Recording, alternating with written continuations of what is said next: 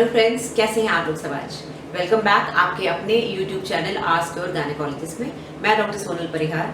मेरे पास बहुत सारी रिक्वेस्ट्स आ रही है कि मैडम एंडोमेट्रियोसिस पे वीडियो बनाइए। बहुत से लोग एंडोमेट्रियोसिस का मतलब भी नहीं जानते, बट जो लोग इससे ग्रसित हैं, जिन लोगों को ये प्रॉब्लम है, वो ऑब्वियसली बहुत अच्छे से जानते हैं कि एंडोमेट्रियोसिस कितनी बड़ी प्रॉब्लम कर सकती है। जिनको नहीं पता उनके लिए बता दूं, एंडोमेट्रियोसिस यानी कि आपके बच्चेदानी की जो अंदर की लाइनिंग है, जैसे कि आप डायग्राम में देख सकते हैं, बाहर होता है सिरोसा, फिर आता है मायोमेट्रियम, उसके बाद अंदर आता है एंडोमेट्रियम। ये अंदर की लाइनिंग है जो कि पीरियड्स के समय शेड होती है बाहर। जो पीरियड आता है उसमें ब्लड होता है, उसमें टिश्यू होता है, तो ये पीरियड के साथ साथ बाहर निकलती है। ओके, इसको बोलते हैं एंडोमेट्रियम। तो जब ये एंडोमेट्रियम आपके बच्चेदानी की अंदर होने के बावजूद बाहर भी है, मतलब कि पेट के अंदर कहीं और भी है, सो उसको बोलते हैं एंडोमेट्रियोसिस, यानी कि एंडोमेट्रियम यूट्रस की बच्चेदानी के बाहर आ गया। अभी कहीं भी हो सकता है, या आंतों के ऊपर हो सकता है, बच्चेदानी की दीवार पे पीछे की तरफ हो सकता है, जैसे कि इसमें दिखा रहे हैं, या फिर जो पेशाब की नलकियां हैं यूरिटर, उसमें हो सकता है। पेट में कहीं भी एंडोमेट्रियोसिस हो सकता है। ओवरी में हो सकता है, जिसमें कि चॉकलेट सिस्ट बनते हैं। बहुत से लोगों ने चॉकलेट सिस्ट के बारे में पूछा है। तो बेसिकली ये यूट्रस के अंदर की लाइनिंग है जो कि यूट्रस के बाहर आ गई है। अब ऐसा क्यों होता है, ऐसा इसको डायग्नोस करना, इसका मतलब थ्योरी बताना कि ऐसा क्यों होता है, इट इज़ वेरी डिफिकल्ट। बहुत सारी थ्योरीज आई हैं मार्केट में, बट जो सबसे ज़्यादा फेमस थ्योरी वो यही है कि जब आपका पीरियड आता है, जब लेडीज को पीरियड होता है, तो वो नीचे से वजाइना के थ्रू ब्लड आता है, लेकिन कहीं ना कहीं कुछ ब्लड जो है, ओपनिंग जो फैलोपियन ट्यूब की ओपनिंग है, क्योंकि यूट्रस ऐसे है, यूट्रस में दोनों तरफ से ओपनिंग फैलोपियन ट्यूब में भी जा रही है, तो कुछ ब्लड पीछे की तरफ यानी रेट्रोग्रेड उल्टा फ्लो करता है, और फ्लो करके वो जो फैलोपियन ट्यूब जो खुली हुई होती है पेट में, वहां से निकल के पेट में गिर जाता है। वो पेट में गिरा हुआ ब्लड कहीं ना कहीं ग्रो कर जाता है। वो जैसे पौधे होते हैं, जैसे सीड गिर जाती है, बीज गिरता है तो पौधा हो जाता है, बस वैसे ही है। कुछ अंश उसके एंडोमेट्रियम के और ब्लड के जो पेट में चले गए वहां उग गए। तो चाहे वो यूरिटर हो, चाहे आंत हो, चाहे बच्चेदानी के पीछे के रास्ता हो, या फिर ओवरी हो, वहां पर उग गया, उसको बोलते हैं एंडोमेट्रियोसिस। तो इसकी वजह से क्या होता है, जब जब आपको पीरियड आएगा, आपके बच्चेदानी के अंदर जो एंडोमेट्रियम है, जो ब्लड है, जो इकट्ठा होता है, क्योंकि वो थिक हो जाता है, पीरियड आने का इंतजार करता है। पीरियड आने के 2-3 दिन पहले आपको पेट में दर्द शुरू होता है कि मैं पीरियड आने वाला है, पता चल जाता है, क्योंकि वो अंदर ही अंदर उसका ब्लड सप्लाई बढ़ गई है और वो बाहर निकलने की तैयारी में है। तो ऐसी ही तैयारी वो एंडोमेट्रियम बाहर भी करता है। यूट्रस में तो उसको रास्ता मिल जाता है बाहर आने का, क्योंकि वो तो भगवान ने बनाई है रचना की वजाइना के थ्रू बाहर आएगा पीरियड की तरह। लेकिन जो पेट के अंदर एंडोमेट्रियम है, वो कहाँ बाहर जाएगा, वो ब्लीड करता है। जैसे कि आप यूट्रस से ब्लीड करते हैं, वही एंडोमेट्रियम अंदर पेट के अंदर भी ब्लीड करता है। कितनी अजीब सी बात है ना, सुनने में से लग रहा है पता नहीं मैं क्या बता रही हूँ, बट ऐसा होता है। ये एंडोमेट्रियम जो आपके पेट के अंदर ब्लीड करता है, तो क्योंकि इसको कोई रास्ता नहीं होता बाहर निकलने की, वहीं जम जाता है। तो जब ये जमता है, आपने देखा होगा जब आपकी चोट लगती है, ब्लड जमता है, तो क्या होता है, कुछ दिनों में कुछ देर में वहाँ पर मतलब एक एडिशन जैसा, एक गाढ़ जैसे बन जाती है, वो ब्लड डार्क हो जाता है, पपड़ी बन जाती है, बनती कि नहीं, 2-3 दिन बाद वो पपड़ी काली हो जाती है, राइट। और आपके आसपास की स्किन ऐसे रिंकल रिंकल हो जाती है, क्योंकि चिपक जाती है। बस वही आपके पेट के अंदर होता है। जब ब्लड जमा होता है तो वहां पर क्योंकि उसको निकलने का रास्ता नहीं मिलता, तो पीरियड के समय जब आप 3-4 दिन आपको पीरियड आ रहा है, उस समय ये अंदर ही अंदर ब्लीड करता है। और ब्लीड करने की वजह से जो आसपास की जो चीजें हैं, जैसे आपके अंदर फैट है, या फिर आपकी आंतें हैं, या फिर ट्यूब है, ओवरी, ये सब आपस में चिपक जाते हैं। तो चिपकने की वजह से पेशेंट को दर्द शुरू होता है। तो ये एक ऐसी बीमारी है जो कि डिपेंड करता है कितनी ज़्यादा है, अलग अलग स्टेजेस होती हैं, उसके अकॉर्डिंग पेशेंट प्रेजेंट करते हैं, उसके अकॉर्डिंग पेशेंट को सिम्टम्स होते हैं, उसके अकॉर्डिंग डॉक्टर्स उसको ट्रीटमेंट देते हैं। एंडोमेट्रियोसिस कैंसर नहीं है। बहुत से लोग डरते हैं कि मैडम ये क्या कैंसर तो नहीं है, क्योंकि एक्चुअली जब हम लोग ऑपरेशन करते हैं तो कभी कभी एंडोमेट्रियोसिस इतना ज़्यादा होता है, और अगर आप गूगल करेंगे, आप फोटोज़ देखेंगे, तो आपको लगेगा कैंसर है, क्योंकि अंदर सब कुछ पकड़ लेता है, सब कुछ चिपका देता है, राइट। लेकिन ये कैंसर नहीं है, तो ये घातक नहीं है, ये लाइफ थ्रेटनिंग नहीं है कि आपकी लाइफ खत्म हो जाएगी। हाँ, लेकिन इसका ट्रीटमेंट भी कुछ खास नहीं है। जैसे कि मैंने पीसीओडी में बताया था, वो हमेशा आपके साथ जिंदगी भर रहेगा। ऐसे एंडोमेट्रियोसिस हमेशा रहेगा, क्योंकि जो टिश्यू बाहर आया हुआ है उसको हम कैसे निकाल सकते हैं, ऑपरेशन करके एक आध जगह कहीं का निकाल देंगे जो हमको दिख रहा है, जो नहीं दिख रहा है, जो माइक्रोस्कोपिक है, उसको कैसे निकालेंगे।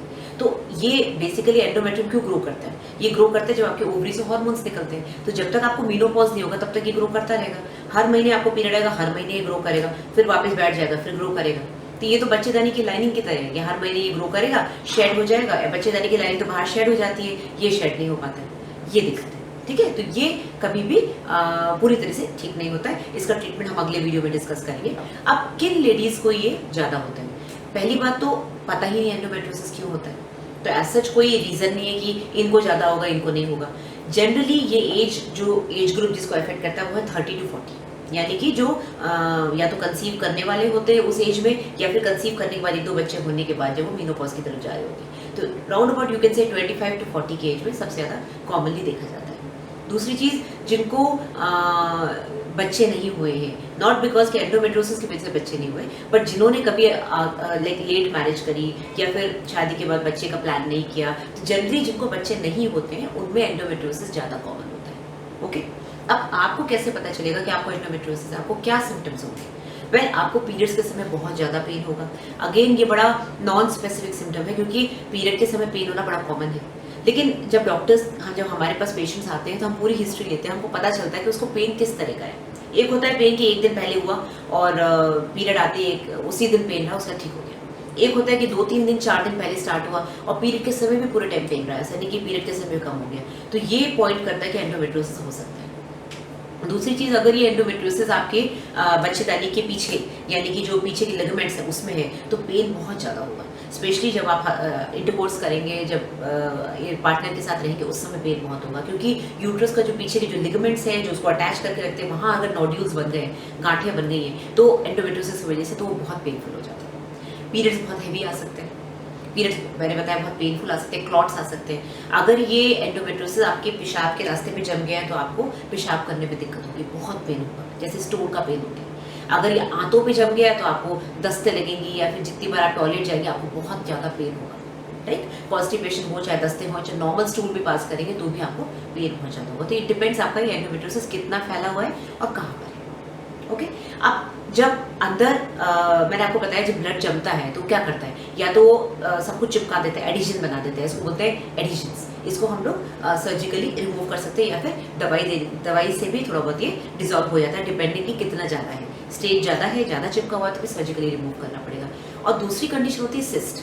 भाई जब ब्लड इकट्ठा होगा, जब स्कार बनेगा, तो या तो वहाँ का सारा टिश्यू जो ऐसे करके चिपक जाएगा, उसको एडिशन बोलते हैं, या फिर ऐसे करके गोला बना के उसके अंदर ब्लड जम जाएगा, उसको बोलते हैं सिस्ट। तो चॉकलेट सिस्ट क्या होती है, उसको चॉकलेट क्यों बोलते हैं? उसके अंदर गंदा ब्लड जमा हुआ होता है, जो पुराना ब्लड होता है, क्योंकि वो हर बार ब्लीड कर रहा है, हर महीने ब्लीडिंग होती है और उसको बाहर निकलने का रास्ता नहीं मिलता, तो अंदर ही अंदर जमता रहता है, तो चॉकलेट के कलर का हो जाता है। तो जब उसको हम काटते हैं, जब निकालते हैं, तो बिल्कुल चॉकलेटी मटेरियल निकलता है, that is called chocolate cyst. और ये एक तरह की एंडोमेट्रियोसिस है जो कि ओवरी में होती है। ओके, अब इसकी वजह से क्या क्या प्रॉब्लम्स हो सकती है, मैंने बताया सिम्टम्स आपको बता ही दिए। एक मेजर प्रॉब्लम जो होती है वो है इनफर्टिलिटी। इनफर्टिलिटी क्यों होती है? वेल, इनफर्टिलिटी इससे होती है क्योंकि एक तो इंटरकोर्स पेनफुल हो जाता है, राइट। दूसरी चीज़, अगर ट्यूब्स में एंडोमेट्रियोसिस हो गई तो ब्लॉक हो जाएगी। अगर बाहर पेट के अंदर एंडोमेट्रियोसिस है, सब कुछ चिपकना शुरू हो गया, तो अल्टीमेटली ट्यूब्स और ओवरी भी चिपक जाएंगे। ओवरी के अंदर चॉकलेट सिस्ट होगी तो अंदर के जो फॉलिकल्स है, जो अंडा बनता है, वो सब खत्म हो जाएगा। तो एंडोमेट्रियोसिस बहुत कॉमन फैक्टर है इनफर्टिलिटी के लिए। जिनको बच्चे नहीं हो रहे उनके लिए चेकअप बहुत जरूरी है। ओके, अब डॉक्टर्स को कैसे पता चलेगा कि आपको एंडोमेट्रियोसिस है? हमारे पास पहली बात तो सबसे पहले आपकी हिस्ट्री होती है, हम हिस्ट्री से पता कर लेते हैं। आप जो बताते हैं कि भाई हमको लग जाता है कहीं एंडोमेट्रियोसिस तो नहीं है। कभी कभी हम ट्रायल के लिए दवाई भी देते हैं कि भाई इस दवाई से अगर रिलीफ मिल रहा है, इसका मतलब एंडोमेट्रियोसिस होगा। दूसरा टेस्ट होता है, हम आपको इंटरनल जो एग्जामिन करते हैं, पेल्विक एग्जामिनेशन, जो एक गायनेकोलॉजिस्ट इंटरनली चेक करती है, उसको पता चल जाता है, एक आइडिया लग जाता है कि हाँ यूट्रस के पीछे शायद कोई नोड्यूल, शायद कोई गांठ जैसी फील हो रही है। बहुत पेनफुल होता है, तो वो एग्जामिनेशन एज सच बहुत पेनफुल होता है, क्योंकि नॉर्मली इंटरनल एग्जामिनेशन इतना पेनफुल नहीं होता है। तो इंटरनल एग्जामिनेशन से आइडिया लग जाता है। फिर जो टेस्ट आते हैं वो है MRI, अल्ट्रासाउंड। उसके बाद जो गोल्ड स्टैंडर्ड है वो है लैप्रोस्कोपी। अल्ट्रासाउंड में तभी दिखेगा जब सिस्ट बनेगी, जब कोई अंदर इकट्ठा होगा, कोई गोला अंदर फ्लूइड भरा हुआ, ब्लड भरा हुआ, तो वो हमको दिख जाता है। और बाकी जो एडिशंस होते हैं वो नहीं दिखते, टिश्यू नहीं दिखता।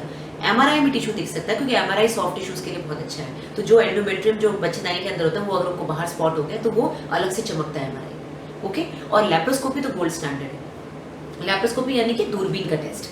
दूरबीन यानी कि आपके पेट में 2 छोटे छोटे छेद, 2 या 3 छोटे छोटे 1 सेंटीमीटर के छेद करते हैं, कैमरे से अंदर जाते हैं, पूरा पेट खुलने की जरूरत नहीं होती, कैमरा अंदर जाता है, कैमरा बहुत हाई रेजोल्यूशन एकदम जूम करके हमको टीवी पे दिखता है, तो उसमें हम उसको ट्रीटमेंट भी हाथों हाथ कर सकते हैं।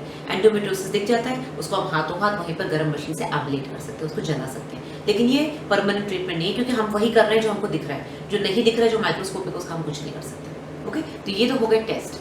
अब अगर आते हैं कॉम्प्लिकेशंस ऑफ एंडोमेट्रियोसिस, एक तो हो गया इनफर्टिलिटी, एक होता है कि आपकी पूरी पूरी पेल्विस एकदम केक की तरह बन गई, मतलब इतना ज़्यादा एंडोमेट्रियोसिस फैल गया कि आपकी सब कुछ अंदर चिपक गया। ये एक तरह से दिखता है जैसे कैंसर। तो ऐसे केसेस में बहुत मुश्किल होता है सर्जरी करना, बहुत मुश्किल होता है दवाई से ठीक करना।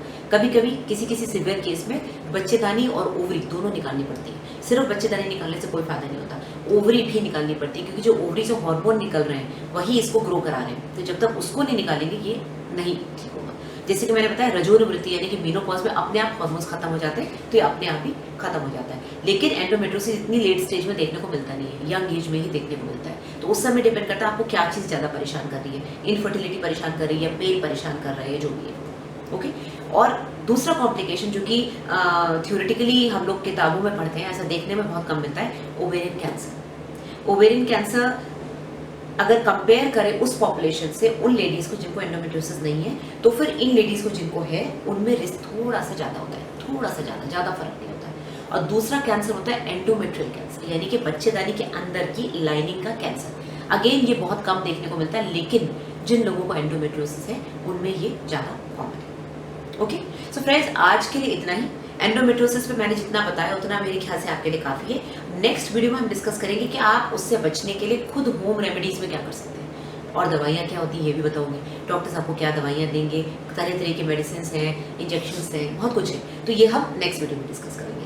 और एक चीज़ और मान के चलिए कि जब डॉक्टर आपको बताएंगे कि ये मिनिमम है, कि ये माइल्ड है, कि मॉडरेटेड हो या सिवियर है, तो वो हमेशा सर्जरी करके ही बता पाएंगे। क्योंकि बहुत से लोग मेरे से पूछते हैं मैडम एंडोमेट्रियोसिस कैसे पता चलेगा कि माइल्ड है कि सिवियर है, तो वो जब तक हम सर्जरी नहीं करेंगे, लैप्रोस्कोपी नहीं करेंगे, हमको नहीं पता चलेगा कि माइल्ड है कि मॉडरेट है कि सिवियर है। ओके, तो ये 3-4 स्टेजेस होती है इसकी। तो टिल देन आप थोड़ा सा एंडोमेट्रियोसिस पे रिसर्च करिए, अगर किसी को है तो उसको काफ़ी कुछ समझ में आएगा, जिनको नहीं है थोड़ा गूगल कर लीजिए, देख लीजिए। नेक्स्ट वीडियो हम वापस मिलेंगे। टिल देन मेरे चैनल को सब्सक्राइब करिए, मुझे बहुत अच्छा लगता है आप लोगों के क्वेश्चंस का आंसर देना डेली। आप लोग काफ़ी क्वेश्चंस पूछते हैं, आई रियली लाइक कि इतना इंटरैक्टिव सेशन होता है। और आप मुझे मेरे इंस्टाग्राम पे भी फॉलो कर सकते हैं, sonal.parihar.33।